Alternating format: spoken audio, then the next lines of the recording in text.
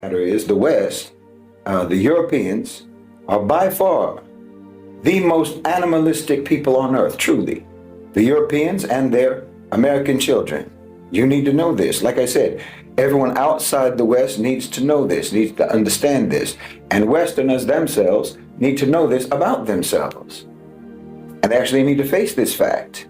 They are the most animalistic people in the world. You know how animals in the wild, especially predators, predatory animals, if one of their pack gets wounded or gets old or gets sick, what do? Well, they leave it to die, don't they?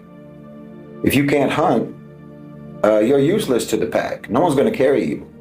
Well, who does that sound like? They literally used to throw old people off a cliff when they got too old in Europe. Now they just throw them into nursing homes or sedate them or what have you. Or else they literally will just let them lose everything and die homeless in the street. They don't care. Nobody cares.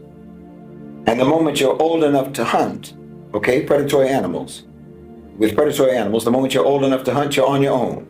Go make your own pack. No one's going to take care of you. Well, in the West, they can't wait to get their kids out the house. You're 18, why are you still under my roof, right? That's their thinking. That's animalistic. And this runs through their whole society. It runs through their whole culture. Their economy is a hunting economy. It's a predatory economy. Acquire resources, seize the prey, take, get yours, don't worry about anyone else. That's their thinking. Very territorial as well. Very controlling. Always competing. Always fighting. Always trying to obtain dominance. Always laying claim. Laying claim to this and that and the other. Claiming their dominion. The United States of America has spread its scent like a predatory animal all the way down to the tip of Chile and Argentina. It's so animalistic, in fact, that they came up with a so-called scientific theory that asserts the idea that human beings are nothing but animals, and that teaches the idea that we can learn about human behavior by studying chimpanzees, by studying gorillas, by studying wolves, and so forth.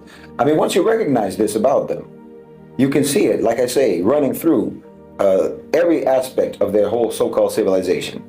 It's a fundamental, foundational belief that human beings are innately bestial and predatory and selfish and alone.